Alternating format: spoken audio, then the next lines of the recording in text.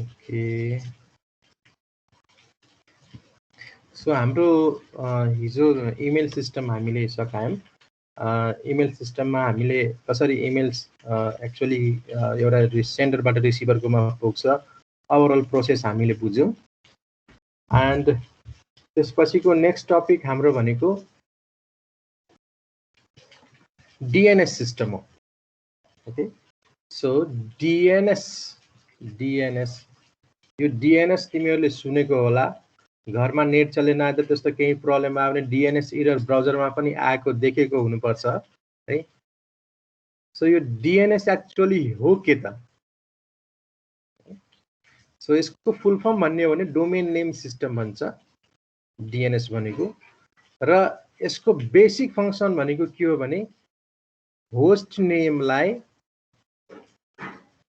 IP मा change गर्ने है अर्को IP बाट होस्ट नेम पनि थाहा पाउनु पर्यो भने DNS चाहिन्छ है सो बेसिकली इन्टरनेटमा जति पनि प्याकेट्सहरु ट्राभल गर्छ जति पनि प्याकेट्सहरु छन् यिनीहरुलाई के चाहिने हो होस्ट नेमबाट होइन IP बाट प्याकेट बन्छ है हामीले नेटवर्क लेयरमा हेर्यौं ट्रान्सपोर्ट लेयरमा हेर्यौं सोर्स IP डेस्टिनेसन IP हरु हुन्छ सोर्स पोर्ट डेस्टिनेसन पोर्ट हुन्छ हैन कि त सोर्स MAC र डेस्टिनेसन MAC हुन्छ डाटा लिंक लेयरको कुरा गर्यो भने सो IP हाम्रो लेयर 4 मा आउँछ अनि हामीले IP को कुरा गर्छौं के कहीं पनि होस्ट नेम को कुरा गर्दैनौं है सो प्याकेट अल्टिमेटली होस्टबाट आफ्नो एउटा डिभाइसबाट अर्को डिभाइसमा जानु पर्यो भन्ने नामले होइन हामीलाई IP चाहिन्छ न्यूमरिक भ्यालु चाहिन्छ जसले चाहिँ हामीलाई सर्टेन कम्प्युटरमा पठाइदिन्छ किनभने अल्टिमेटली डाटा जाने भनेको के हो प्याकेट भनेर जाने हो त त्यो सबै प्याकेटलाई के चाहिन्छ IP एड्रेस चाहिन्छ है अब IP एड्रेस चाहियो भने अब जति पनि हाम्रो इन्टरनेटको वर्ल्ड छ सबै के छ यो IP देखि लिएर 0.0 देखि लिएर यो म्याक्सिमम यतिसम्म जान सक्ने हाम्रो रेन्ज छ जसमध्ये हामीले class A class B class C हामीले डिफाइन गरेका थियौं हैन र D र E पनि हुन्छ यो एक्सपेरिमेन्टल हो E चाहिँ है सो यो कुन क्लासमा कुन IP को ब्लक पर्छ त्यो हामीले पढिसकेका छौं है अब होस्ट नेमहरु जति छ कम्प्युटरको सर्भर्सहरु जति छ सबैको न्यूमरिक भ्यालु मात्र राखियो दैट मीन्स IP एड्रेस मात्र राखियो भने हामीले कसरी सम्झिन सक्छौं अब द बिलियन्स अफ वेब सर्भर्सहरु चलिरहेको छ अहिलेको दुनियामा करेन्टली भन्यो भने बिलियन्स अफ सर्भर्सहरु चलिरहेको छ जसले डिफरेन्ट वेब सर्भिसहरु दिइरहेको हुन्छ अब त्यति हामीले कसरी सम्झिन सक्छौं र IP एड्रेस सकिदैन नि त हैन सो हामीले के गर्छौं जस्तै facebook.com हान्यो भने फेसबुकले अल्टिमेटली केही न केही IP एड्रेसमा यो सर्भिस वेब सर्भिस चलेर बसेको हुन्छ google.com हान्यो भने के हुन्छ गुगलको एउटा IP एड्रेस हुन्छ त्यसमा चाहिँ केही सर्भिस चलेको हुन्छ सो हामीले त्यो सर्भिसलाई रिक्वेस्ट गर्ने हो त्यो सर्भरलाई रिक्वेस्ट गर्ने हो मलाई पर्टिकुलर कन्टेन्ट दियो भनेर त्यो IP त सम्झिन गाह्रो छ सो IP सम्झिन गाह्रो भएको हुनाले हामीलाई DNS सिस्टम चाहिन्छ जसले चाहिँ IP र नेमलाई म्याप गरेर राखेको हुन्छ ओके ठीक छ सो बेसिक फंक्शनालिटी के हो DNS को कि नामलाई IP एड्रेसमा चेन्ज गर्ने र कुनै बेला हामीलाई नाम चाहियो र हामीलाई IP एड्रेस थाहा छ भने हामीले नाम पनि पत्ता लगाउन सकौं भनेर so DNS automatically converts the name we type in our web browser address bar to the IP address of the web server hosting these sites simple word DNS compromise hierarchy so that the names are unique yet easy to remember okay so that means के भयो भने जति पनि एउटा domain नाममा केही छ भने नेम पनि कन्फ्लिक्ट हुनु भएन है सो जस्तै www.facebook.com छ भने facebook.com मै www भन्ने अर्को हुन सक्दैन सो यो होल यसको इन्टरनल आर्किटेक्चर हामीले अर्को स्लाइडमा हेरौँला तर अहिले बुझौं कि दिस इज युनिक है यो युनिक हुन्छ र यसले यसरी मेन्टेन गरेको हुन्छ कि जहिले पनि होस्ट नेमहरु जति छ सबै युनिक नै बन्दै आउँछ हरेक डोमेनको So DNS implement distributed database to store this name and address. So हामीले अहिले के बुझ्यौ भने नेम र आईपी एड्रेसहरु हुन्छ र obviously अब यो रेकर्ड हो, that means के केही न केही हामी यसलाई डाटाबेस भन्न सक्छौं। यसको आफ्नो स्ट्रक्चर्ड छ, स्ट्रक्चर वे छ स्टोर गर्नको लागि, यसको आफ्नो फिक्स वे छ स्टोर गर्नको लागि डीएनएस सर्भरको। सो यसले एक किसिमको डाटाबेस भन्न सक्छौं।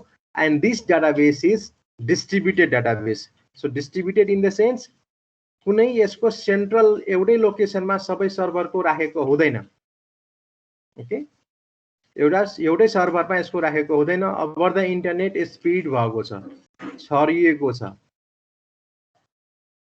ओके, हेलो, मेरो अडियो क्लियर छ? सुनिरहेछौ तिमीहरु?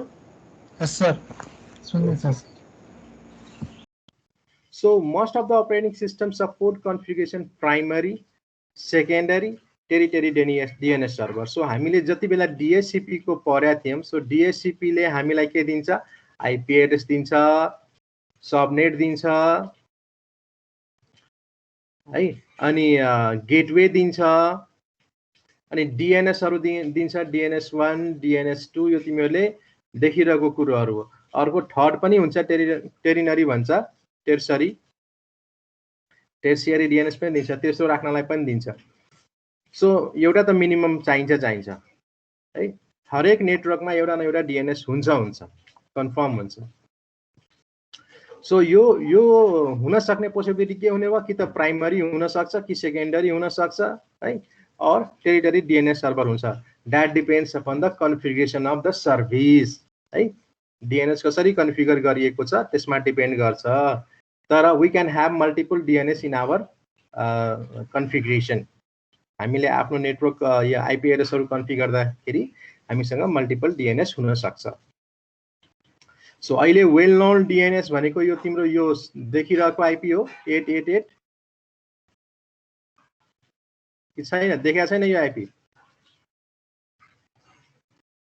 This is public DNS of Google को हो है। तिमीलाई अब आफ्नो नेटवर्कको DNS सँग पत्यार लाग्दैन भने है, यो DNS बाट एकदम ह्याकिङ हुने चान्सेस धेरै हुन्छ। पत्यार लाग्दैन भने तिमीले गुगलको पब्लिक युज गर्न सक्छौ। And this is basically A cash DNS भन्छ। यो एकदमै क्याश प्रोक्सी जस्तो काम गर्छ। यसको हामी डिटेलमा अहिले हेरौँला। यो DNS को टाइप्सहरु हामीले बुझ्दाखेरि र क्वेरीको मेथडहरु हेर्दाखेरि यो पब्लिक DNS हो। अर्को पब्लिक DNS चाहिँ क्लाउडफ्लेयरले ल्याएको छ। त्यसको आईपी 1.1.1 हो है। यति बुझ्न इन्फर्मेसनको लागि मात्र। So obviously DNS is a service हो भने त्यसैको लागि चाहिँ यो 53 पोर्टमा त चल्नै पर्यो। एन्ड मोस्ट इम्पोर्टेन्ट थिङ के हो भने तिम्रो यो सर्भिस UDP मा चल्छ है, नट TCP। किन UDP मा किन चल्न सक्छ, TCP मा किन चलाउँदैनन्? चल्न सक्छन् TCP मा पनि, सर्भिस हो, चलाउन सक्छौं हामी।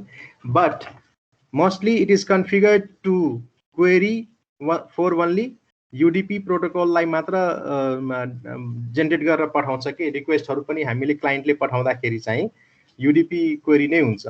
TCP कनेक्सन युज गर्दैन, UDP युज गर्छ। किन गर्छ होला त? Can anyone give the valid reason? कसैले भन्न सक्छ?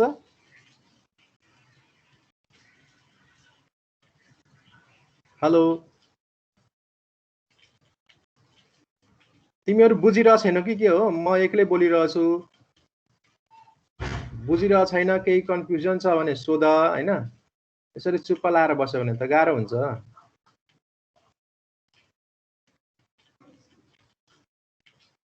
ओके, मै भन्छु। तिमीहरुलाई इन्ट्रेस्ट लागेको छैन जस्तो लाग्छ। सो बेसिकली के हुन्छ भने हामीलाई थाहा छ, थाहा भएकै कुरो म सोध्ने हो तिमीहरुलाई। नपराएको कुरो त म किन सोध्छु र हैन। TCP भनेको कनेक्सन कल सेटअप गर्नुपर्छ, अनि डाटा ट्रान्सफर हुन्छ, अनि बल्ल तिम्रो कल टर्मिनेसन हुन्छ, आइदर कनेक्सन टर्मिनेट हुन्छ। दैट मिन्स तीनटा फेज गर्नुपर्ने हुन्छ। बट UDP मा के हुन्छ? जस्ट आफ्नो डाटाग्राम बनायो र रिक्वेस्ट गरिदियो। So this one is very faster. है। टिसिपी भन्दा युडिपी धेरै फास्ट हुन्छ, यो हामीलाई थाहा भएको कुरो हो। र डिएनएस को जहाँ कुरो गर्यो भने डिएनएस ले दुनियाँभरिको रिक्वेस्टलाई ह्यान्डल गर्नुपर्ने हुन्छ। सो मानौ abc.com भन्ने तिम्रो आफ्नो साइट छ, त्यसको कुनै डिएनएस NS1 भन्ने छ, NS2 भन्ने छ, यिनीहरूको त हार्डवेयर लिमिटेसन अभियसली केही न केही हुन्छ। र कन्करेन्टली 10,000 रिक्वेस्ट आयो भने मानौ 10,000 जति युजरले रिक्वेस्ट गर्यो abc.com एकै समयमा भने यो तिम्रो जतिसुकै हाई स्पेकको सर्भर राखे पनि ह्यान्डल गर्न सक्दैन यदि टिसिपीमा रन गर्यो भने। किन? यो तीनटा फेजमा जानुपर्छ र यसको लागि चाहिँ अलि म्याक्सिमम प्रोसेसिङ लाग्यो, रिसोर्स म्याक्सिमम युज भयो हैन, ह्यान्डल नगर्न सक्न हुन्छ। सर्भरहरू कन्फिगर गर्दाखेरि जहिले पनि के हुन्छ, ट्रान्जेक्सन पर सेकेन्ड हेर्छ कि टिपीएस भन्छ, कति टिपीएस को लागि बनाउने भनेर। सो मानम तिम्रो हाई स्पेकको सर्भर छ, 10,000 हान्न सक्यो, अब 2 लाख जनाले एकैचोटि रिक्वेस्ट गर्यो भने ह्यान्डल गर्न सक्छ? सक्दैन नि। सो रिसोर्स बटमनेक हुन्छ। सो त्यसको लागि चाहिँ युडिपी युज गरिन्छ। युडिपीमा के हो, न एक्नोलेजमेन्ट चाहियो, न कल सेटअप गर्नुपर्छ, न कल टर्मिनेट गर्नुपर्छ, कनेक्सन टर्मिनेट गर्नुपर्छ, केही गर्नु पर्दैन हैन। सो यो के हो, सिम्पली क्लाइन्टले के गर्छ, प्याकेट पठाउँछ, रिक्वेस्ट क्वेरी बनाउँछ र सर्भरलाई पठाइदिन्छ। सो त्यसको लागि के भयो त, उसले त्यति बेलै सर्भरले रेस्पोन्स गर्यो भने गरिहाल्यो हैन, केही रिप्लाई आएन भने नेक्स्ट फेरि क्वेरी गर्छ, त्यसमा केही सर्भरलाई त लोड परेन हैन। सो त्यो कारणले गर्दा जहिले पनि डिएनएस सर्भिस चाहिँ युडिपी मै चलाउँछ। So I am clear now? भयो? Yes sir. Okay, basic reason यही हो। The essence of DNS is invention of hierarchical domain-based naming scheme, distributed database system for implementing this name scheme. Okay. So basically hierarchy maintain गरेको हुन्छ। अब कसरी lookup हुन्छ म अहिले भनौला, अर्को स्लाइडरमा पनि छ हैन, यो हाम्रो डिस्ट्रिब्युटेड हायरार्की डेटाबेस कस्तो हुन्छ भनेर त्यसलाई नअड्कौं है। सो डिएनएस को एप्लिकेसन के हुन सक्छ त? अब अभियसली सबभन्दा पहिलो के हो, हामीले ब्राउजर चलाउँछौँ, इन्टरनेट चलाउँछौँ, वेबसाइट चलाउँछौँ र त्यसले गर्दा चाहिँ के हुन्छ, हामीलाई होस्ट नेम हामीले दिने हो ब्राउजरमा, त्यो ब्राउजरले होस्ट नेमबाट आइपी एड्रेस चाहिँ थाहा पाउनु पर्ने हुन्छ, त्यसको लागि सबभन्दा इम्पोर्टेन्ट चाहिँ हैन। सो ब्राउजरले होस्ट नेम निकाल्छ, होस्ट नेम को क्वेरी डिएनएस लाई दिन्छ, नामको क्वेरी, अब डिएनएस ले लुकअप प्रोसेस गर्छ, लुकअपबाट आइपी एड्रेस पाउँछ, त्यसपछि ब्राउजरले एचटीटीपी गेट रिक्वेस्ट गर्न सक्छ। ओके, सो डिएनएस सेन्ट्रलाइज किन छैन? सिंगल पोइन्ट अफ फेलर सबभन्दा इम्पोर्टेन्ट कुरो हैन। यो एकै ठाउँमा डिएनएस सर्भर राख्यो, सबैको नाम त्यहाँबाट रिजल्भ गर्नको लागि राख्यो भने के छ, यहाँ बिलियन्स अफ, मैले भने बिलियन्स अफ डिभाइसेसहरु छ जसले चाहिँ कन्टिन्युअसली इन्टरनेट चलाइरहेको हुन्छ हैन, क्वेरी डिएनएस को गरिरहेको हुन्छ। सो जस्तो सुकै पनि सुपर कम्प्युटर राखे पनि ह्यान्डल गर्न सक्दैन that much request. Okay, so त्यही भएर चाहिँ यो डिस्ट्रिब्युटेड आर्किटेक्चरमा गएको हो। र अर्को चाहिँ ट्राफिक को भोल्युम भयो, सबै एकै ठाउँमा आयो भने फनेल भएर आउँछ कि है, ट्राफिक फनेल भनेर आउँछ, जसले गर्दा चाहिँ ह्यान्डल गर्न सकिँदैन, सिंगल पोइन्ट अफ फेलर हुन्छ, ट्राफिक भोल्युम इन्क्रिज हुन्छ हैन। र डिस्टेन्स सेन्ट्रलाइज डेटाबेस हैन, त्यो डेटाबेस पनि ठुलो भइहाल्छ, obviously millions of billions of तिम्रो वेबसाइट्सहरुको रिसोर्सहरु त्यहाँ रेकर्डहरु राख्नुपर्ने हुन्छ, त्यो सबै भनेपछि अलिकति गाह्रै छ। त्यो सिंगल पोइन्ट अफ फेलर सबभन्दा पहिलो पोइन्ट, भोल्युम, अनि डिस्टेन्स सेन्ट्रलाइज डेटाबेस भयो, सेन्ट्रलाइज डेटाबेस, अनि मेन्टेनेन्स को कुरा आउँछ। अब मेन्टेनेन्स गर्दाखेरि कसरी गर्छौ, तिमीसँग यो सेन्ट्रली छ भने अभियसली तिमीले केही ब्याकअप राख्नुपर्ने हुन्छ, ब्याकअप राखेनौ भने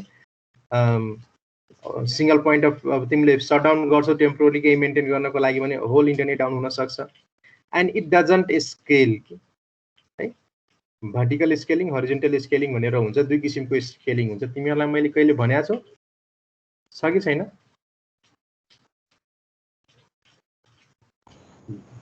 भन्नु भएन सर। भर्टिकल र हरिजोन्टल स्केलिङ भनेर हुन्छ। मैले बीसीटी लाई त बिग डाटामा भने जस्तो लाग्छ, तिमीहरू बिग डाटा पढाएको छैन नि BCT कोहरू अहिले? होइन सर, नेक्स्ट छैन तिमीहरूको सिनियरलाई मैले भनेको छु। ओके, सो बेसिकली के हुन्छ भने तिमीसँग एउटा सर्भर छ है, यु हेभ वान सर्भर जसको चाहिँ अब 40 कोरको CPU छ मानौँ एक्जाम्पलको लागि, 256 GB ऱ्याम छ है, 4 टेराबाइटको स्टोरेज छ है। तिमीले केही एप्लिकेसन त्यसमा होस्ट गर्यो, चलायो, गेम मानौँ न, कुनै गेम एप्लिकेसन बनायो, त्यो गेम त्यहाँ तिमीले चलायो र तिमीले आज लन्च गर्यो र भोलि तिम्रो के छ भने आज लन्च गर्दाखेरि 2000 युजर न्यू भयो है, 2000 युजर्स भयो, एन्ड तिम्रो गेम पपुलर भयो इन द सेन्स त इन्टरनेटको दुनियाँमा के हुन्छ भने पपुलर भयो भने ओभर द नाइट तिम्रो मिलियन्स अफ युजर्स थपिन्छ है। सो तिम्रो 2000 को ठाउँमा यहाँ 20 मिलियन हुन सक्छ, अराउन्ड 2 करोड भनौँ न। सो 2 करोड युजर भयो। अब तिम्रो यो रिसोर्सले 2 करोड युजरलाई धान्दैन हैन। सो तिमीले के गर्न सक्छौ भने अब 40 कोरको ठाउँमा अर्को सर्भर लिन्छौ, आइदर यसैको तिमीले के गर्छौ हायर स्पेकको लिन्छौ, एउटा हुन सक्ने पोसिबिलिटी के छ हायर स्पेकको सर्भर लिन्छौ र त्यसको रिसोर्स चाहिँ यो 40 कोरको छ भने तिमीले मानौँ 200 कोरको CPU राख्न सक्छौ। अब 256 GB ऱ्याम थियो भने 4 TB तिमीले ऱ्याम मात्र भएको सर्भर लियो, स्टोरेज तिम्रो 4 TB को थियो भने 1 पेटाबाइट को लियो। दिस इज हायर स्पेक के तिमीले अपग्रेड गर्यो सर्भरलाई, अनि फेरि रिसोर्सहरु सबै तिमीले इन्स्टलेसनहरु जति थियो एप्लिकेसन यहाँ शिफ्ट गर्यो भने this is called vertical scaling, जहाँ तिमीले आइदर आफ्नो रिसोर्स अपग्रेड गर्छौ और अर्को हायर स्पेक को सर्भरबाट रिप्लेस गर्छौ, that is called vertical scaling है। अन द अदर ह्यान्ड अर्को के छ हामीसँग हरिजन्टल स्केलिङ छ। सो हरिजन्टल स्केलिङमा के छ भने तिमीसँग एउटा सर्भर 1 छ है, दिस इज सर्भर 1 यो चलिरहेको छ, युजर बेस बढ्यो, तिमीलाई रिसोर्स अझ चाहियो भने तिमीले अर्को दुईटा सर्भर थप्दिन्छौ। You don't upgrade this server के, रियल सर्भरलाई अपग्रेड गर्दैनौ, नेटवर्कमा कनेक्टेड हुन्छ अभियसली थाहा छ हामीलाई, these are connected to some switches और राउटर्स हैन, नेटवर्कमा कनेक्टेड छ। सो हामीले त्यही नेटवर्कमा मल्टिपल सर्भर्सहरु थप्दिन्छौं। So this is called horizontal scaling है। यसको इन्स्टलेसन यहाँ के क्लस्टर हुन सक्छ है, दैट मे बी डिस्ट्रिब्युटेड एप्रोचमा जान सक्छ। सो डिफरेन्ट वे छ हरिजन्टल स्केलिङ अचिभ गर्नको लागि हैन। सो हरिजन्टल स्केलिङमा के हुन्छ, हाम्रो सर्भर जस्ताको त्यस्तै हुन्छ, हामीले अर्को सर्भरहरु त्यो नेटवर्कमा थप्दिन्छौं which will share the load है। यो यसमा आएको सबै लोडहरु हाम्रो मल्टिपल सर्भरमा डिस्ट्रिब्युट भएर जान्छ र सबैले रिक्वेस्ट ह्यान्डल गर्न सक्छ र तिम्रो इफिसिएन्टली युजरहरुलाई सर्भ गर्न सक्छ चाहेको service. So this is called horizontal scaling. Vertical स्केलिङमा के भयो, हाम्रो रिसोर्स अपग्रेड गरिन्छ और तिमीले हायर स्पेकको अर्को सर्भर राख्छौ, ठीक छ सर। सो स्केलिङ टर्म आएको हुनाले तिमीहरुबाट टेक्निकली कतै न कतै बुझिहालिन्छ, परिहालिन्छ, कसैले सोधिदिन सक्छ हरिजन्टल स्केलिङ के हो, भर्टिकल स्केलिङ के हो, त्यति बेला तिमीहरुलाई काम लाग्छ यो नलेज। सो अब यो हामीले एचटीटीपी को मा कसरी ब्राउजरले युज गर्छ भन्ने हामीले हेर्यौं। अर्को भनेको हामीलाई इमेल सिस्टममा पनि डीएनएस को युज हुन्छ हैन, किनभने इमेल हाम्रो के हुन्छ, सम पर्सन हुन्छ @सम डोमेन हुन्छ हैन। सो यो डोमेनको त हामीलाई आईपी एड्रेस चाहिन्छ हैन। सो त्यति बेला चाहिँ हामीले डीएनएस क्वेरीजहरु गर्नुपर्ने हुन्छ र त्यो डीएनएस ले हामीलाई आईपी दिन्छ, त्यसपछि हामीले एसएमटीपी कनेक्सन गरेर सर्टेन हामीलाई मेल पठाउनु पर्ने छ भने हामीले मेल पठाउन सक्छौं है। यसका नि धेरै ठाउँमा छ, तर यसको बेसिक फंक्सनालिटी के भने नामबाट आईपी एड्रेस दिने। ओके, सो अब डिस्ट्रिब्युटेड हायरार्किकल डाटाबेसको आर्किटेक्चरको कुरो गरौँ डीएनएस को।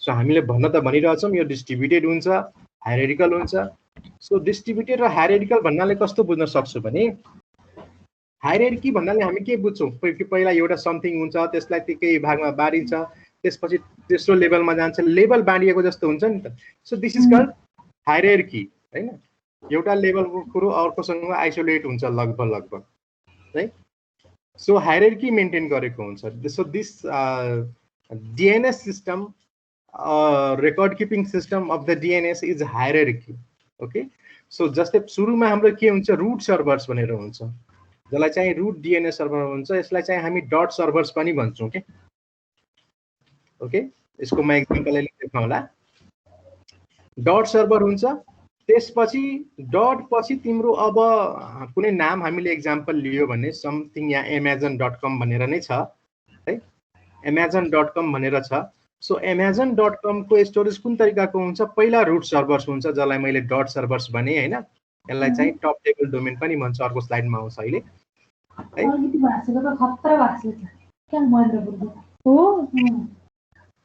के भयो के बोलिरहेछ ओके सो सुरुको हाम्रो के हो रूट DNS सर्भरलाई हामी डट सर्भर्स भन्छौं है त्यसले चाहिँ के मेन्टेन गर्छ भने .com कसले हेर्ने है एन्ड .org कसले हेर्ने .edu कसले हेर्ने हैन अनि त्यसपछि अब कन्ट्री स्पेसिफिक हुन सक्छ यहाँ तीनटा मात्र एक्जाम्पल छ तर धेरै हुन्छ योहरुमा हैन NP जस्तै हाम्रो कन्ट्री स्पेसिफिक छ NP को लागि छुट्टै हुन सक्छ .in को लागि छुट्टै हुन सक्छ .jp को लागि छुट्टै DNS हेर्ने हुन सक्छ so jobs are distributed in kind of उसको आफ्नो जुन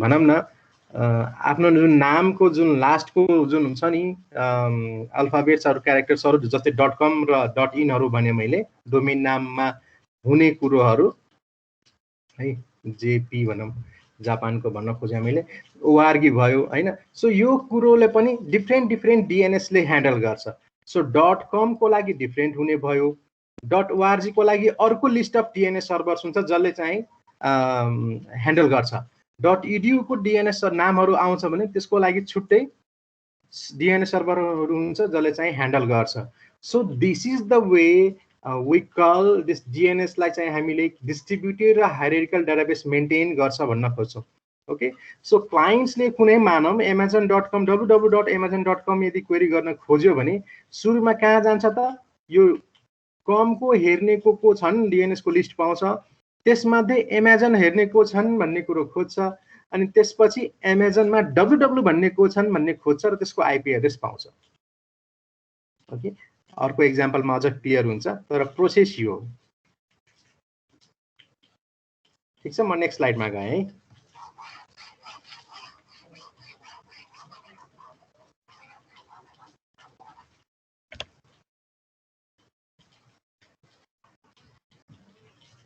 ओके सो अघि जुन मैले रूट सर्भर भने थिए त्यो भनेको के हो डट सर्भर्सहरु भयो त्यसपछि टप लेभल डोमेन्स भनेर आउँछ TLD भन्छ TLD भनेको तिम्रो यसपछि आउने जस्तै com भयो org भयो हैन कन्ट्री स्पेसिफिक .np को लागि छुट्टै हुन सक्छ यिनीहरु चाहिँ टप लेभल डोमेन भन्छ है सो यो जस्तै .com .org .net .edu .gov धेरै हुन सक्छ जुन चाहिँ लास्टमा कुनै डोमेनको लास्ट नेमको लास्टमा हुन्छ त्यसलाई चाहिँ हामी टप लेभल डोमेन भन्छौं ओके अथोरिटेटिभ DNS सर्भर भनेको जस्तै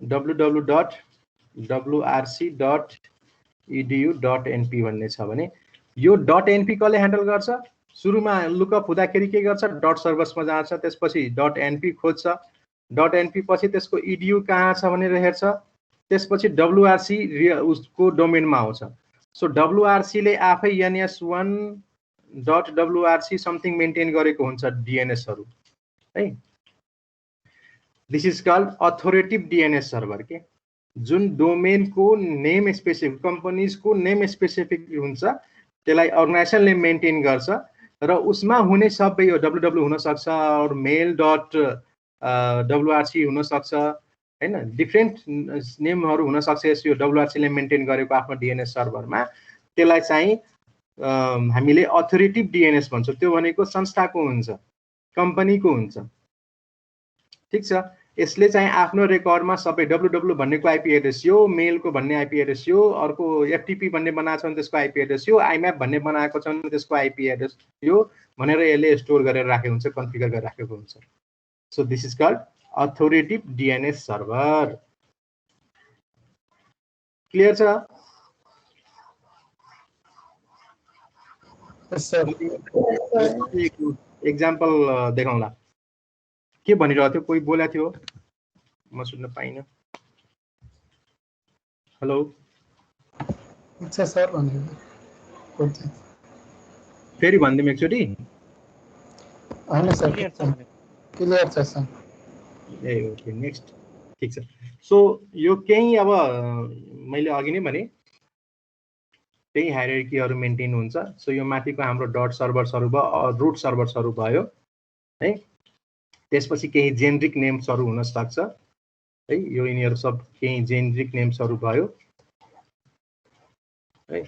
त्यसपछि कन्ट्री स्पेसिफिक हुन सक्छ है।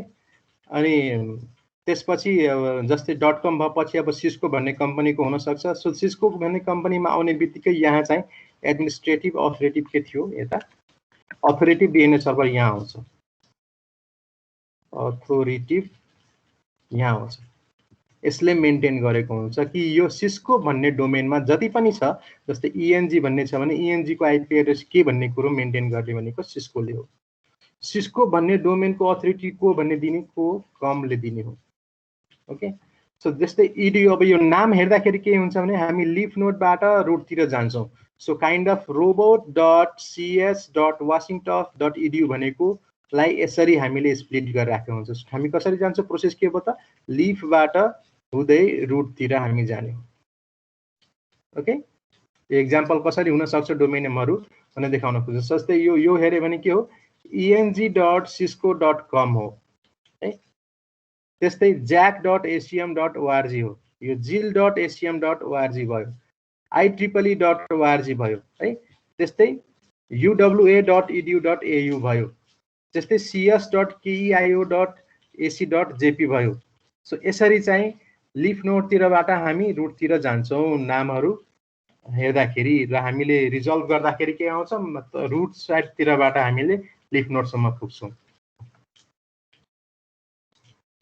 यसको म एक्जाम्पल देखाउँछु तिमीहरूलाई, र यो थ्योरी व्यायाम म देखाउँछु। सो यो तिमीहरूको एक्चुअली ल्याब सिट्समा पनि छ, डिएनएसहरू कसरी हुन्छ, काम कसरी गर्छ भन्ने कुरो। सो त्यही कुरोलाई यहाँ देखाएको छ है। यो रुटतिरबाट हामीले क्वेरी गर्दाखेरि यसरी गर्छौँ होइन। र हामीले जस्तै यो डोमेन नेम छ भने यो challenger.atc.fsda.edu भन्ने छ भने त्यसको रेकर्ड चाहिँ यो लिफ नोडमा हाम्रो च्यालेन्जर हुन्छ, जुन चाहिँ हाम्रो यो फर्स्ट देखिन्छ है। अनि त्यसपछि एटिसी हुन्छ, त्यसपछि आउने एफएसडिए हुन्छ, त्यसपछि आउने इडियू हुन्छ, त्यसपछि बल्ल रुटमा पुग्ने हो। त्यही भएर म यो लास्टमा डटहरूलाई यो रुट हो, यो डट भनेको रुट हो। यो तिमीले नर्मली हामीले हेर्दैनौ बाहिर, डिएनएस कन्फिगरेसन्समा डिएनएस सर्भरमा चाहिँ हुन्छ, कन्फिगरेसन फाइलहरुमा यो हुन्छ। सो एउटा एक्जाम्पल छ, दुईटा हुनुपर्ने, अर्को पनि हुनुपर्ने यहाँ छ। क्वेरी मेथड हो। सो बेसिकली क्वेरी लुकअप जुन हुन्छ डिएनएस मा क्लाइन्टले रिक्वेस्ट गर्दाखेरि कुन प्रोसेसले एक्चुअली क्वेरी हुन्छ त्यसको एक्जाम्पल हो। सो दुई किसिमको क्वेरी हुन्छ। एक नम्बरमा इटरेटिभ भन्छ, स्लाइडमा मैले लेखेको छैन तर इटरेटिभ भनेर हुन्छ। अर्को चाहिँ रिकर्सिभ भनेर हुन्छ है। दुई किसिमको क्वेरी रिक्वेस्टको नेचर हुन्छ, एउटा इटरेटिभ भयो, अर्को चाहिँ रिकर्सिभ हुन्छ, रिकर्सिभ। सो रिकर्सिभको नेक्स्ट स्लाइडमा छ, यो हाम्रो इटरेटिभको एक्जाम्पल हो। सो जस्तै कुनै एउटा होस्ट छ जसलाई चाहिँ केही नाम चाहियो, उसलाई के हो नाम भनेर, यो जस्तै mit.cis.something रिक्वेस्ट गर्यो यो भने यो रिक्वेस्ट चाहिँ कहाँ जान्छ त? पहिलो उसको लोकल डिएनएस सर्भर भयो। सो यो काइन्ड अफ तिम्रो लोकल होस्टमा पनि केही लुकअप हुन्छ है, तिमीहरूले याद गरेका छौ होला। यदि लोकल होस्टमा छैन भने लोकल नेटवर्कले जुन दिएको छ डिएनएस त्यो लुकअप हुन्छ। यो त्यो भयो। त्यो आइएसपीले रुट डोमेनमा जान्छ रुट डोमेनबाट टप लेभल डोमेनको लिस्ट पाउँछ। जस्तै अब उसको इडियु छ लास्टमा भने इडियु छ भने इडियु को लिस्ट पाउँछ। त्यसपछि यो फेरि लोकलमा आउँछ। लोकलमा आएर चौथो स्टेपमा के हुन्छ, टप लेभल डोमेनलाई क्वेरी गर्छ कि यो मास भन्ने को हो, यो मास भन्ने को हो। इडियु त यो आफै भयो, ओके। यो मास भन्ने को हो, यो युमास छ, यो युमास भन्ने डिएनएस को नाम हो। यसरी बुझौँ, यो कन्फ्युज नहुँ यसमा है। सो यसले सम आइपी पाउँछ अर्को डिएनएस सर्भरको, अर्को डिएनएस सर्भरमा त्यसपछि रिक्वेस्ट पठाउँछ है। सो यहाँ तिमीले नोटिस गरेर छौ इटरेटिभ वेमा गइरहेछ। So every request is coming back to the local DNS server, okay. So त्यसपछि नेक्स्ट लुकअप कहाँ जान्छ त, हाम्रो यसको अथोरिटीमा जान्छ। जुन अब यो युमास भन्ने छ, यो एक्चुअली यो युमास भनेको यसमा कन्फ्युज नहौँ, यो युमास भनेको नाम मात्र हो डिएनएस को। डिएनएस को नाम जे पनि हुन सक्छ, तिम्रो आफ्नो अर्गनाइजेसनको हुन सक्छ और बाहिरको अर्गनाइजेसनले पनि युज गर्न सक्छ DNS. So that depend, resolve गर्ने मेथड कसले गरिदिरहेको छ त्यसमा डिपेन्ड गर्छ। सो अहिलेलाई बुझौँ भने यो cs.umass कन्फ्युजन नगरौँ ल, मासै भन्ने छ, यही डोमेनको छ भनेर बुझ है। तर यो अरू पनि हुन सक्छ, त्यो बुझ है। सो अथोरिटीमा आउँछ। अथोरिटीले चाहिँ नेक्स्ट लुकअप कहाँ गर्नु पर्यो, सीएस भन्ने को हो भने थाहा पाउनु पर्यो हैन। सो यसले फेरि आफ्नो आइपीबाट त्यसपछि सीएस भन्नेलाई लुकअप गर्छ। सीएस चाहिँ अब यो पर्टिकुलर को हो भन्ने दिन्छ अनि यहाँ आउँछ र अल्टिमेटली रिजल्भ भएर जान्छ। अनि यसले चाहिँ लास्टमा आफ्नो आइपी जे खोजेको हो त्यो यहाँबाट पाउँछ। जस्तै mit.cs खोजेको हो भने mit.cs भनेको यसको हो भन्ने थाहा पाउँछ। So this way of looking up is called iterative, okay. यो lookup method लाई चाहिँ iterative भन्छ। केही कन्फ्युजन छ यसमा?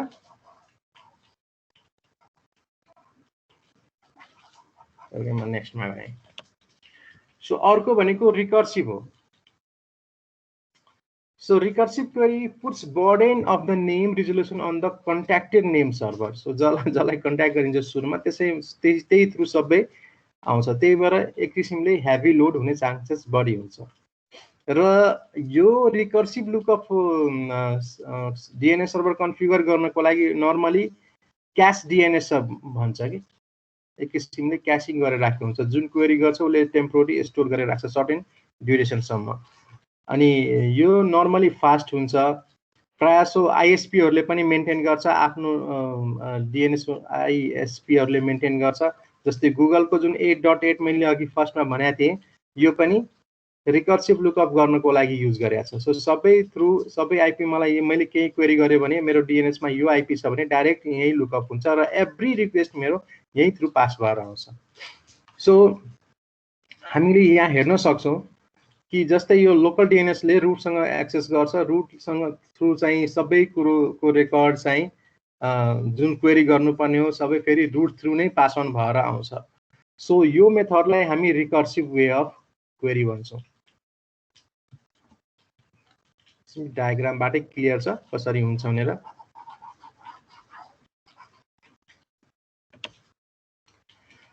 अब कुनै पनि डिएनएसमा रेकर्डहरूको हुन सक्ने पोसिबल रिसोर्स रेकर्ड भन्छ, आरआर भन्छौँ हामी।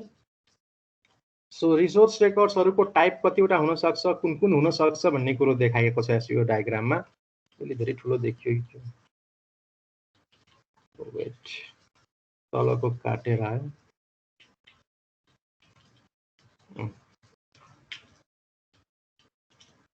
सो पहिलो टाइप भन्यौँ न, ए टाइपको रेकर्ड हुन्छ। ए टाइपमा जसरी नाम दिन्छ त्यो नामसँग म्याप भएको आइपी एड्रेस हुन्छ है ए टाइपको रेकर्डमा। त्यस्तै एनएस भनेको अर्थ त्यो डोमेनमा नेम सर्भर को हो त। जस्तै abc.com भन्ने भने abc.com मा अथोरिटिभ नेम सर्भर कुन हो भन्नेको लिस्ट चाहिँ यो एनएस रेकर्डले जनाउँछ। एनएसले त्यो कुरो मेन्टेन गर्छ। एन्ड त्यसपछि सिनेम भन्छ। सिनेम भनेको क्यानोनिकल नेम हो, एलाइज टाइपको हो यो। सो जस्तै ibm.com भनेर गर्यो भने तर भित्रमा म्याप गरेर आइबिएमलाई चाहिँ यो आइपीबाट रिजल्भ गरेको हुनसक्छ। सो बाहिर देखिँदाखेरि चाहिँ यो ibm.com देखिन्छ तर भित्र चाहिँ रियल रेकर्ड चाहिँ यो टाइपले हुन्छ। सो यसलाई चाहिँ हामी क्यानोनिकल नेम भन्छौँ, सिनेम भन्छौँ, एलाइस गरे जस्तो हो। एमएक्स भनेको मेल एक्सचेन्जको लागि हो। सो जति बेला एसएमटिपी EXCHANG मेल एक्सचेन्ज जति बेला हामीले एसएमटिपी कनेक्सन गर्नुपर्ने हुन्छ भने जसरी नेम हाम्रो को ह्यान्डल गर्ने भन्ने थाहा हुन्छ एनएस रेकर्डबाट, त्यसरी नै चाहिँ यो डोमेनमा मेलको अथेन्टिक सर्भरहरू कुन छ भन्ने थाहा पाउनु पर्यो भने एमएक्स रेकर्ड राखिन्छ। सो एमएक्सले चाहिँ मेल सर्भरलाई डिस्टिङ्ग्विस गर्छ, त्यो पर्टिकुलर डोमेनमा मेलको ह्यान्डल गर्ने सर्भर को हो भन्ने कुरोको रेकर्ड राख्छ। सो एउटा यो एक्जाम्पल हो डिएनएस क्वेरीजको मेसेज कस्तो हुन सक्छ, के कन्टेन गर्छ भन्ने कुरो।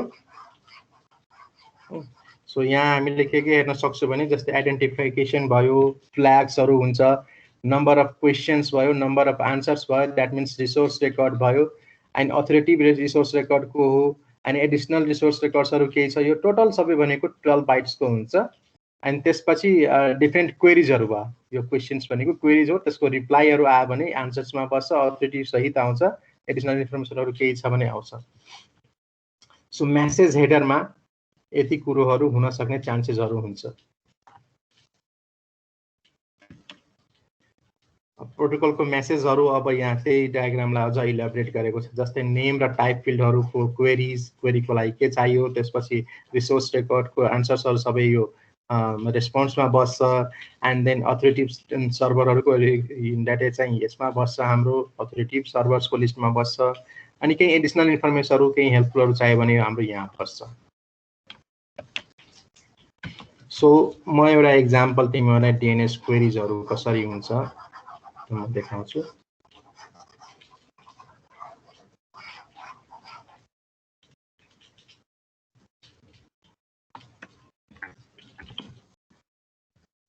सो जस्तै म यता जानु।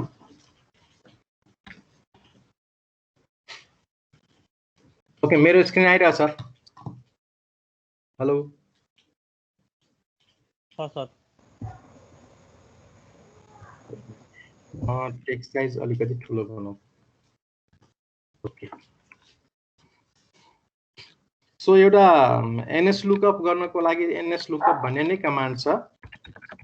ओके, सो यसमा हामीले एनएस लुकअप चलायो भने यो यस्तो प्रम्प्ट आउँछ ग्रेटर देन सिम्बलको। यसमा मलाई कसैको आइपी एड्रेस चाहियो भने म यसरी रिक्वेस्ट गर्न सक्छु।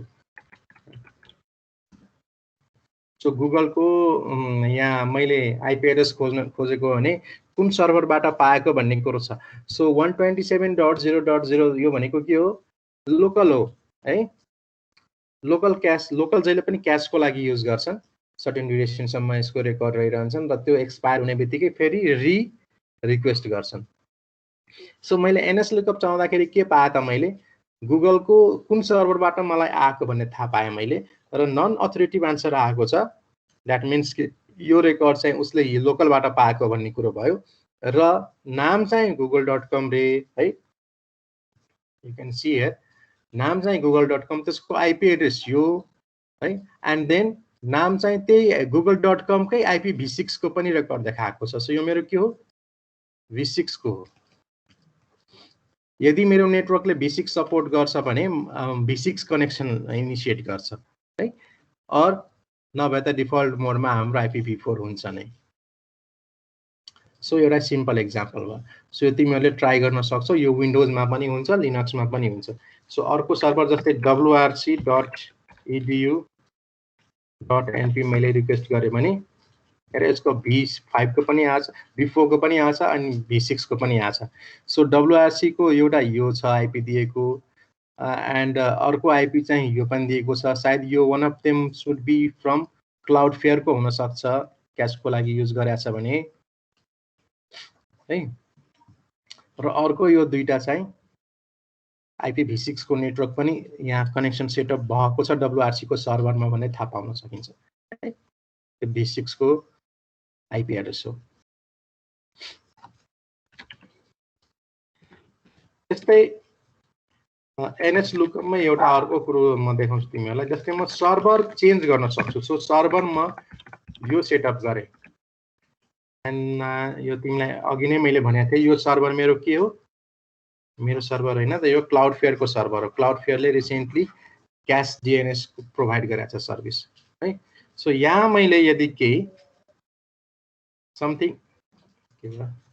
समथिङ मैले यहाँ टाइप गरेँ भने जस्तै म फेरि google.com नै हाल्छु यहीको भन्दा फरक हुन सक्छ है एक्चुअली देखाउन खोजेको यही कुरो सो अघिको रेकर्ड हेऱ्यो भने म स्क्रल अप गर्छु रहेछ भने यहाँ देखिन्छ ओके यहाँ छ सो अघिको हेऱ्यो भने मसँग कति दिएको थियो लोकलले कति दिएको थियो जस्ट एउटा आइपी एड्रेस दिएको थियो अनि मलाई V6 को पनि एउटा आइपी एड्रेस दिएको थियो हैन तर मैले यहाँ मैले डीएनएस चेन्ज गरेँ है चेन्ज गर्नको लागि यही कमान्ड छ सर्भर अनि स्पेस दिएर कुन सर्भर युज गर्ने सो जस्तै मैले क्लाउडफ्लेयरको सर्भर राखेँ र यसमा अगेन मैले चाहिँ google.com कै गरेँ भनेपछि अघि आएको रेकर्ड मेरो के छ कहाँ गयो 142 250 र 95 हैन 195 र 3 को थियो भने अहिले मलाई त्यो रेकर्डै यहाँ छैन हेर छैन नि सो यदि मेरो कम्प्युटरमा मैले डीएनएस 1.1.1 युज गर भनेर गरेँ भने मैले सम अदर सर्भरमा कनेक्ट गर्न सक्छु सो यो गुगलले चाहिँ के हुन्छ भने रिजन वाइज यिनीहरूले सर्भिस दिएको छ ताकि लोड ब्यालेन्स गर्न सजिलो होस् भनेर है सो क्लाउडफ्लेयरमा यो दियो तर लोकलले मलाई चाहिँ अर्को आइपी दिएको थियो 142 वाला बट मलाई क्लाउडफ्लेयरले के दियो 172 वाला सबै आइपी युजरले दियो र कनेक्सन पनि यही अनुसारले दियो सो म यो एकचोटि इन्ट्रेस्ट लाग्यो मलाई यो हेर्नु पर्यो भने यो कहाँको सर्भरको आइपी दिएको छ भन्ने कुरो हेर्न मन लाग्यो भने यो तिमीलाई मैले देखाएको छु हु इज लुकअप गर्न सक्छौ सो हु इज लुकअपले मलाई दिन्छ यो गुगलकै हो है गुगल एलएलसी नै देखायो एन्ड गुगल नै छ बर्कली माउन्टेन भ्यू क्यानाडाको छ युएस सीए क्यालिफोर्निया होला अभियसली यो क्यानाडा हैन ओके सो डिफरेन्ट रिजनको कनेक्सन आइपी दिन सक्छ मलाई सो म यहाँ मेरोमा ल्यापटपमा मैले डीएनएस यो युज गर 1.1. युज गर भनेर कन्फिगर गरेँ भने म क्यानाडाको सर्भरमा सरी क्यालिफोर्नियाको सर्भरमा कनेक्ट हुन सक्छु यदि मैले यहीँको आइपी एड्रेस बाइ डिफल्ट गरेको भए त्यो पनि आइपी एड्रेस हेरिहालौँ कसको रहेछ 142 वालाको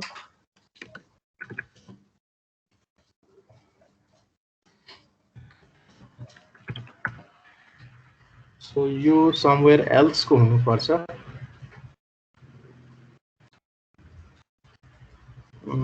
कहाँ गयो